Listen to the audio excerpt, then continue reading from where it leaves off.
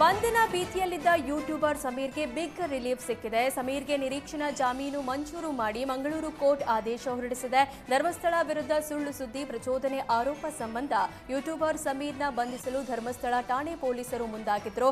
ಬೆಂಗಳೂರಿನಲ್ಲಿ ಬನ್ನೇರುಘಟ್ಟದ ಸಮೀರ್ ನಿವಾಸಕ್ಕೂ ಆಗಮಿಸಿ ಶೋಧ ಕಾರ್ಯ ನಡೆಸಿದ್ರು. ಈ ಮಧ್ಯೆ ಸಮೀರ್ಗೆ ಕೋರ್ಟ್ ನಿರೀಕ್ಷಣಾ ಜಾಮೀನು ಮಂಜೂರು ಮಾಡಿದೆ.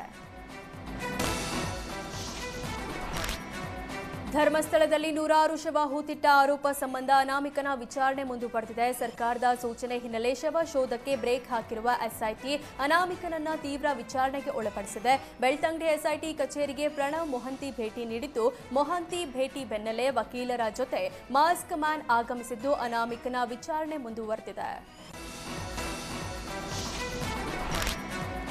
ಧರ್ಮಸ್ಥಳದ ವಿರುದ್ಧ ಅಪಪ್ರಚಾರ ಖಂಡಿಸಿ ರಾಜ್ಯಾದ್ಯಂತ ಆಂದೋಲನ ನಡೆಸುವುದಾಗಿ ಬಿಜೆಪಿ ರಾಜ್ಯಾಧ್ಯಕ್ಷ ವಿಜೇಂದ್ರ ಹೇಳಿದ್ದಾರೆ. ಬೆಂಗಳೂರಿನಲ್ಲಿ ಮಾತನಾಡಿದ ವಿಜೇಂದ್ರ, ಎಸ್ಐಟಿ ರಚನೆ ಮಾಡಿದ್ದಾಗ ನಾವೆಲ್ಲ ಸ್ವಾಗತ ಮಾಡಿ ಸತ್ಯಾಂಶ ಹೊರಬರಬೇಕು ಅಂತ ಹೇಳಿದ್ವು.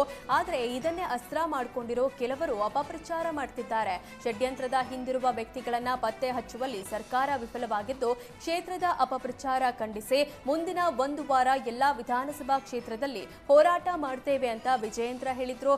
ಧರ್ಮದ ಉಳಿವಿಗಾಗಿ ಧರ್ಮ ಯುದ್ಧ ಮಾಡ್ತೇವೆ. ರಾಜ್ಯದ 224 ಕ್ಷೇತ್ರದಲ್ಲಿಯೂ ನಾವು ಹೋರಾಟ ಮಾಡ್ತೇವೆ ಅಂತ ವಿಜೇಂದ್ರ ಕುಡುಗಿದ್ರು.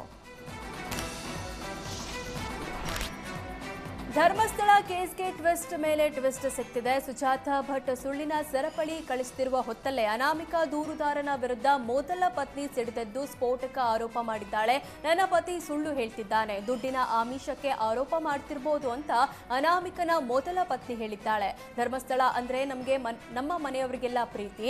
ಧರ್ಮಸ್ಥಳದಲ್ಲಿ ಕೆಲಸ ಮಾಡ್ತಿದ್ದಾಗ ಅತ್ಯಾಚಾರ, ಕೊಲೆಯಾದ ಶವವನ್ನ ಹೂತ ಬಗ್ಗೆ ಯಾವತ್ತೂ ನನ್ನ ಬಳಿಯೂ ಹೇಳಿಲ್ಲ. ಯಾವಾಗಲೂ ಅಹಂಕಾರದಲ್ಲೇ ಮೆರೀತಿದ್ದ. ಅಣ್ಣ ತಮ್ಮಂದಿರಿಗೂ ಬಾಯಿಗೆ ಬಂದ ಹಾಗೆ ಬೈತಿದ್ದ ಅಂತ ಅನಾಮಿಕನ ಪತ್ನಿ ಹೇಳಿದ್ದಾಳೆ.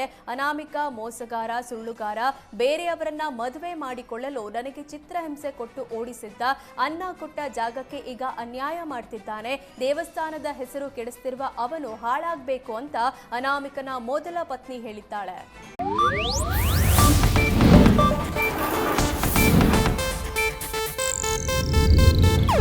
ಇದು ಏಷ್ಯಾನೆಟ್ ನ್ಯೂಸ್ ನೆಟ್ವರ್ಕ್ ಪ್ರಸ್ತುತಿ.